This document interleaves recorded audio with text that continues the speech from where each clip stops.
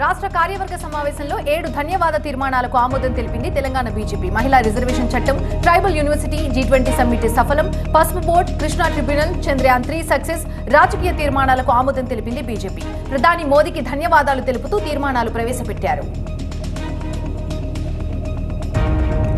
మా పొత్తులు సీట్ల గురించి వైసీపీకి ఎందుకు అని ప్రశ్నించారు జనసేన అధినేత పవన్ కళ్యాణ్. పొత్తులపై తామే స్వయంగా నిర్ణయాలు తీసుకుంటామన్నారు. తమపై కాదు ప్రజా సమస్యలపై దృష్టి పెట్టండి వైసీపీ నేతలకు సూచించారు. 2-3 రోజుల్లో ఉమ్మడి కార్యాచరణను ప్రకటిస్తామన్నారు పవన్.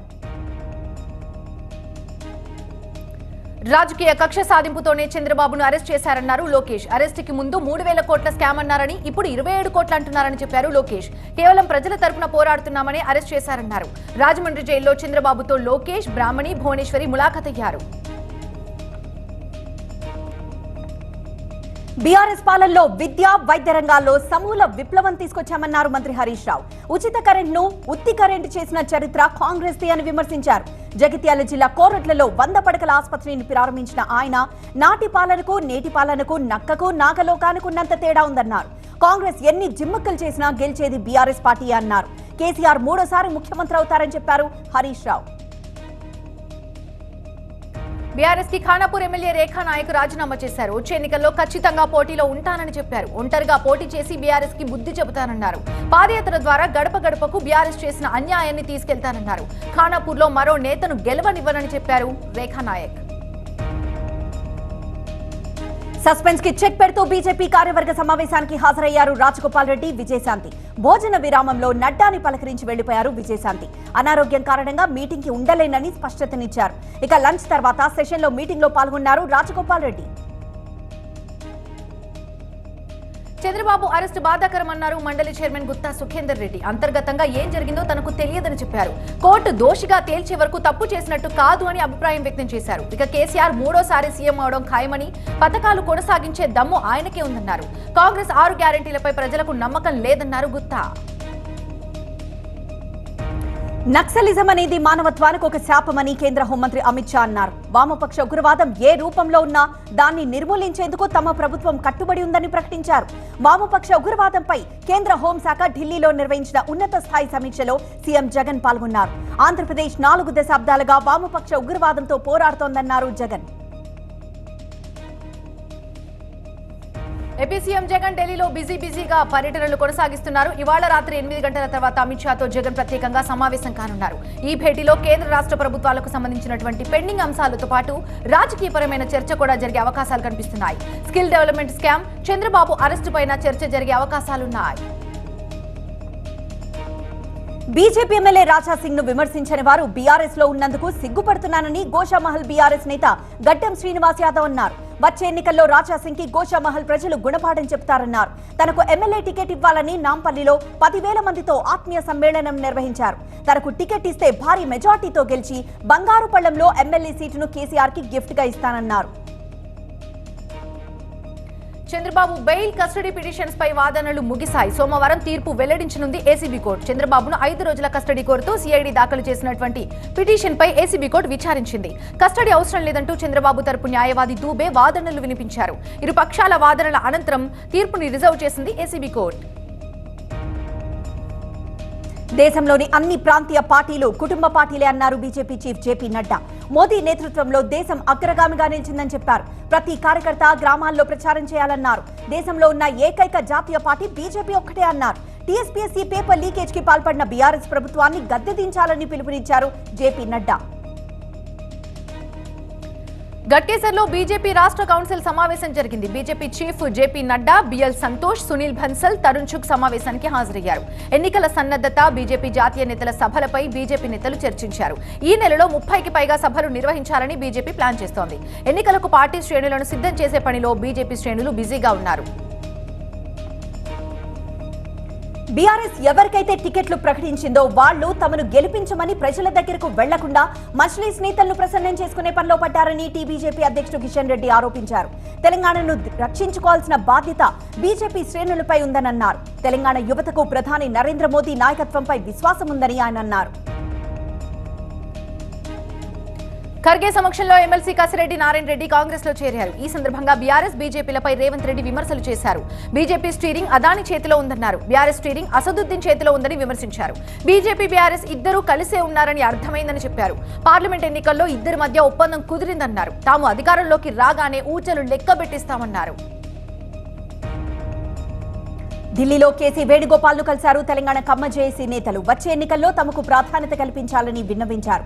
10 నుంచి 12 స్థానాలు ఇవ్వాలని కోరారు కమ్మ జేఏసీ నేతలు. 30 నియోజకవర్గాల్లో తమకు బలముందని కేసీ వేణుగోపాల్ కు తెలిపారు కమ్మ జేఏసీ నేతలు. తెలంగాణపై విషం చిమ్ముతున్నారంటూ ప్రధాని మోదీపై విరుచుకుపడ్డారు మంత్రి కేటీఆర్. తల్లిని చంపి బిడ్డను వేరు చేశారంటూ ఇష్టం వచ్చినట్టు మాట్లాడుతున్నారని మండిపడ్డారు. అటు కాంగ్రెస్ పైన తీవ్రంగా ధ్వజమెత్తారు మంత్రి కేటీఆర్. మాయ మాటలు చెబుతూ తెలంగాణపై మొసలిక నీరు కారుస్తున్నారంటూ ఎద్దేవా చేశారు. తెలంగాణలో 24 గంటల కరెంటుపై బీజేపీ కాంగ్రెస్ విసురులకి కౌంటర్ ఇచ్చారు కేటీఆర్. వచ్చి కరెంటు వైర్లు పట్టుకోండి, కరెంటు వస్తుందో లేదో తెలుస్తుందంటూ కేటీఆర్ ఈ సందర్భంగా సెటైర్స్ కూడా వేశారు. తెలంగాణలో బీజేపీ వేగాన్ని అడ్డుకున్నామన్నారు ఎంఐఎం ఎంపీ అసదుద్దీన్ ఓవైసీ. బండికి పంక్చర్ చేశామన్నారు. కాంగ్రెస్ ని కూడా అడ్డుకుంటామని అన్నారు. రేవంత్ రెడ్డి ఆర్ఎస్ఎస్ పలుకులు పలుకుతున్నారని విమర్శించారు. 70 ఏళ్లుగా ఆర్ఎస్ఎస్ తో మేం పోరాడుతున్నామని ఓవైసీ తెలిపారు. ఆర్ఎస్ఎస్ ఆదేశాలతోనే రేవంత్ కాంగ్రెస్ లోకి వచ్చారని ఆరోపించారు ఆయన. ఎన్నికల్లో పోటీ చేసేందుకు టికెట్ల కోసం ఫీజులు పెట్టిన కాంగ్రెస్ నాయకులు రేపు పొరపాటున గెలిస్తే తెలంగాణను అమ్మేస్తారని విమర్శించారు మంత్రి హరీష్ రావు. ఎన్నికల సమయంలో హడావుడి చేయడం, తామే అధికారంలోకి వచ్చినట్టు వ్యవహరించడం కాంగ్రెస్ వాళ్ళకి బాగా అలవాటన్నారు హరీష్ రావు. కాంగ్రెస్ లో టికెట్లు అమ్ముకుంటున్నారని ఆరోపించారు. ఆ పార్టీ మెదక్ జిల్లా మాజీ అధ్యక్షుడు కంఠారెడ్డి తిరుపతి రెడ్డి. అందుకే ఆ పార్టీ నుంచి బయటకు వచ్చానన్నారు. కష్టపడి పనిచేసినా గుర్తింపు లేదని ఆవేదన వ్యక్తం చేశారు. మంత్రి హరీష్ రావు ఆహ్వానం మేరకే డిన్నర్ మీట్ కి హాజరయ్యారని, త్వరలో బీఆర్ఎస్ లో చేరుతున్నానన్నారు. సహనం కోల్పోయి కానిస్టేబుల్ చెంపపై కొట్టారు హోంమంత్రి మహమ్మద్ అలీ. మంత్రి తలసాని బర్త్డే వేడుకలు ఈ ఘటన చోటు చేసుకుంది. ఫ్లవర్ బొకే వెంట తీసుకురాలేదని కానిస్టేబుల్ పై హోంమంత్రి ఆగ్రహం వ్యక్తం చేశారు. అసహనంతో కానిస్టేబుల్ పై చేయి చేసుకున్నారు. గుంటూరులో టీడీపీ జనసేన నేతలు సమావేశమయ్యారు. పొత్తులో భాగంగా టీడీపీ జనసేన మధ్య సమీక్ష నిర్వహించారు. టీడీపీ ధర్మాగ్రహ దీక్షకు జనసేన సంపూర్ణ సంఘీభావం తెలిపింది. రాష్ట్రంలో ప్రజాస్వామ్యం ఖూనీ అయిందన్నారు జనసేన నేతలు. ధర్మాగ్రహ దీక్షకు సహకరించాలని పోలీసులకు విజ్ఞప్తి చేశారు. ఈ సమావేశానికి టీడీపీ తరపున నక్కా ఆనంద్ బాబు, కన్నా లక్ష్మీనారాయణ హాజరయ్యారు. చంద్రబాబు కోటలో ఉన్నా పేటలో ఉన్నా ఒకటే అన్నారు మాజీ మంత్రి కొడాలి నాని. పవన్ కళ్యాణ్ ఎప్పుడు ఎవరితో ఉంటారో ఆయనకే తెలియదని ఎద్దేవా చేశారు. వారికి 125 సీట్లు వస్తాయని పవన్ అంటున్నారని, కానీ వాళ్ల కూటమికి 25 సీట్లు మాత్రమే వస్తాయన్నారు. చంద్రబాబు పావలా, మేం రూపాయి పావలా అని విమర్శించారు. ఆయన కంటే తామే ఎక్కువ అన్నారు కొడాలి నాని.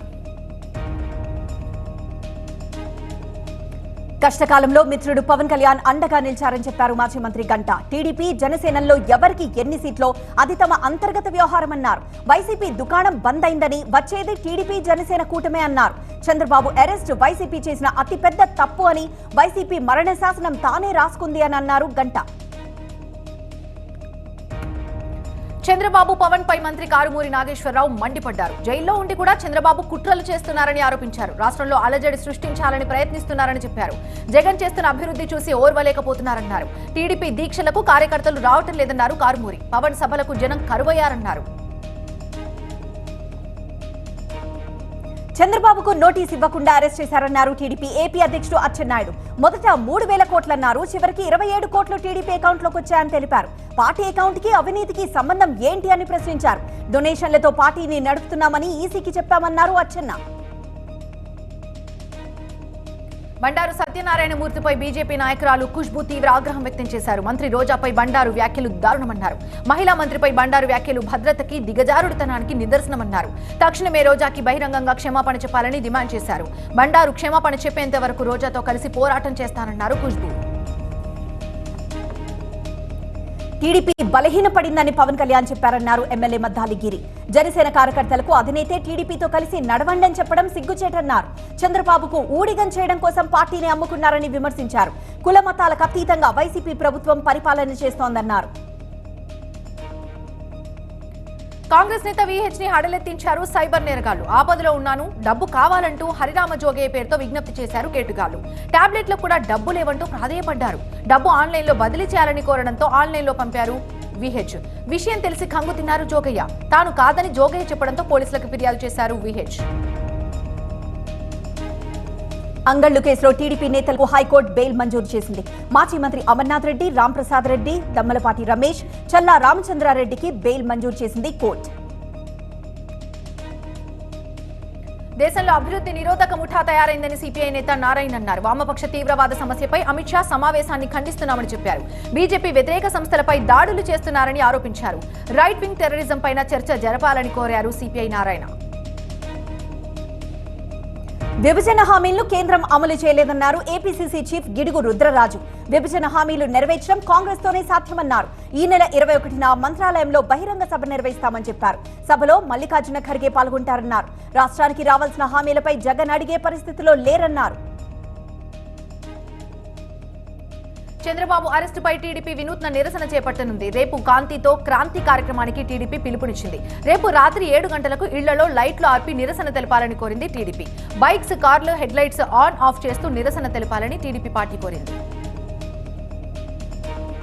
బంజారాహిల్స్ ఇన్స్పెక్టర్ పై ఏసీబీ కేసు నమోదు చేసింది. A1 గా బంజారాహిల్స్ ఇన్స్పెక్టర్ నరేందర్, A2 గా ఎస్ఐ నవీన్ రెడ్డి, A3 గా హోంగార్డ్ హరిపై కేసు నమోదు చేశారు. స్కై లాంచ్ పబ్ ఎండీని సీఐ బెదిరించారని, 3 నెలలకు 4.5 లక్షల మామూలు ఇవ్వాలని అడిగారని ఏసీబీ తెలిపింది. హైదరాబాద్ లో రెండో రోజు ఐటీ సోదాలు కొనసాగుతున్నాయి. 100 టీమ్స్ తో 14 చోట్ల తనిఖీలు చేపట్టింది. చిట్ ఫండ్స్, రియల్ ఎస్టేట్ కంపెనీలే టార్గెట్ గా సోదాలు నిర్వహిస్తున్నారు. పన్ను ఎగవేతకు పాల్పడినట్లు అభియోగాలు రావడంతో బీఆర్ఎస్ నేతల బంధువుల ఆస్తులపై దాడులు జరుగుతున్నాయి. తమను రెగ్యులరైజ్ చేయాలని డిమాండ్ చేస్తూ ఓయూలో కాంట్రాక్ట్ అసిస్టెంట్ ప్రొఫెసర్స్ ఆమరణ నిరాహార దీక్ష చేపట్టారు. తమను పర్మనెంట్ చేస్తామని సీఎం కేసీఆర్ ఇచ్చిన హామీని నిలబెట్టుకోవాలని వారంతా కోరుతున్నారు. సుండిపెంట జగనన్న సురక్షలో సచివాలయం అధికారులు, సిబ్బంది, డాక్టర్లపై ఎమ్మెల్యే శిల్పా చక్రపాణి రెడ్డి ఆగ్రహం వ్యక్తం చేశారు. అధికారులు బాధ్యత లేకుండా పనిచేస్తున్నారని మండిపడ్డారు.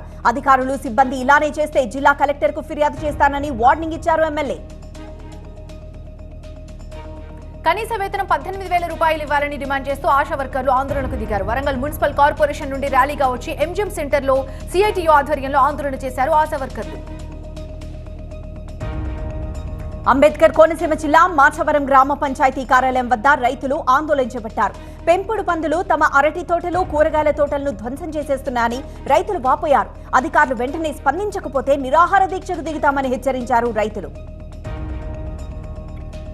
పతికొండ మార్కెట్లో కిలో టమాటా 50 పైసలకు పడిపోవడంతో రైతులకు, వ్యాపారులకు మధ్య వాగ్వాదం చోటు చేసుకుంది. గిట్టుబాటు ధర రాకపోవడంతో మార్కెట్లో టమాటాలు పారబోసి వెళ్లారు రైతులు. కనీసం కూలీలు, రవాణా ఖర్చులు కూడా రావటం లేదంటూ రైతులు ఆవేదన వ్యక్తం చేశారు. సింగరేణి ఎన్నికల నిర్వహణపై ఉత్కంఠ కొనసాగుతుంది. సింగరేణి ఎన్నికలను వాయిదా వేయాలని హైకోర్టుని ఆశ్రయించింది యాజమాన్యం. అయితే విచారణ ఈ నెల 11కు వాయిదా వేసింది కోర్టు. షెడ్యూల్ ప్రకారం ఈ రోజు, రేపు నామినేషన్ల స్వీకరణ ప్రక్రియ జరగాల్సింది. ఏపీ హైకోర్టులో తొలిసారి తెలుగులో తీర్పిచ్చారు. 2 సివిల్ కేసుల్లో తెలుగులో తీర్పిచ్చారు న్యాయమూర్తి. తెలుగులో తీర్పు చదివారు జడ్జ్ మన్మథరావు. స్థానిక భాషల్లో తీర్పులు ఇవ్వచ్చని సుప్రీంకోర్టు తెలిపింది. దీంతో తెలుగులో ఆర్డర్ కాపీ ఇవ్వనుంది హైకోర్టు. తిరుమలలో డైల్ యువర్ ఈవో కార్యక్రమం నిర్వహించారు టీటీడీ ఈవో ధర్మారెడ్డి. గత నెల 21 లక్షల మంది శ్రీవారిని దర్శించుకున్నారని తెలిపారు. గత నెల శ్రీవారి హుండీ ఆదాయం 1,111 కోట్ల 65 లక్షలుగా వచ్చిందని చెప్పారు. గత నెలలో లడ్డూ విక్రయాల ద్వారా 1,11 లక్షల ఆదాయం వచ్చిందని ఈవో ధర్మారెడ్డి తెలిపారు. రాహుల్ గాంధీని నేటి రావణుడిగా చిత్రీకరిస్తూ బీజేపీ చేసిన ట్వీట్ పై కాంగ్రెస్ మండిపడింది. ఢిల్లీతో పాటు పలు ప్రాంతాల్లో కాంగ్రెస్ నిరసనలు తెలిపి బీజేపీ దిష్టి బొమ్మలు తగలబెట్టారు. అమెరికా ఇన్వెస్ట్మెంట్ గుర్తు జార్జ్ సొరోస్ చేతిలో రాహుల్ కీలు బొమ్మ అంటూ బీజేపీ తన ట్విట్టర్లో పోస్ట్ చేయడానికి కాంగ్రెస్ తప్పుపడుతోంది. ఢిల్లీలోని కాంగ్రెస్ అధ్యక్షుడు మల్లికార్జున ఖర్గే నివాసంలో కీలక భేటీ జరిగింది. ఈ సమావేశానికి రాహుల్ గాంధీ, శరద్ పవార్ హాజరయ్యారు. కూటమిలో సీట్ల సర్దుబాటు, కులగణన అంశాలపై సమావేశంలో చర్చించారు. 2000 నోట్లలో ఇప్పటికే 87% బ్యాంకులకు తిరిగి వచ్చాయని, బ్యాంకులకు తిరిగి వచ్చిన విషయాన్ని ఆర్బీఐ గవర్నర్ శక్తికాంత దాస్ చెప్పారు. ఇంకా 12,000 కోట్ల విలువైన పెద్ద నోట్లు తిరిగి రావాల్సిందన్నారు. మరోవైపు ద్రవ్యోల్బణం మున్ముందు ఇంకా పెరగొచ్చని, దీన్ని దృష్టిలో పెట్టుకుని రెపో రేట్లను యథాతథంగా ఉంచాలని మానిటరీ పాలసీ కమిటీ నిర్ణయించినట్టుగా శక్తికాంత దాస్ వివరించారు. సిక్కింలో వచ్చిన ఆకస్మిక వరదలతో తీస్తా నదీ పరివాహక ప్రాంతాల్లో భారీ వర్షం నష్టం వాటిల్లింది. తీర ప్రాంతాల్లోని భవనాలు దెబ్బతిన్నాయి. వరదల ధాటికి కొన్ని భవనాలు కుప్పకూలాయి, వాహనాలు ధ్వంసమయ్యాయి. దీంతో ప్రమాదకర పరిస్థితిలో ఉన్న భవనాలను కూల్చేస్తున్నారు అధికారులు.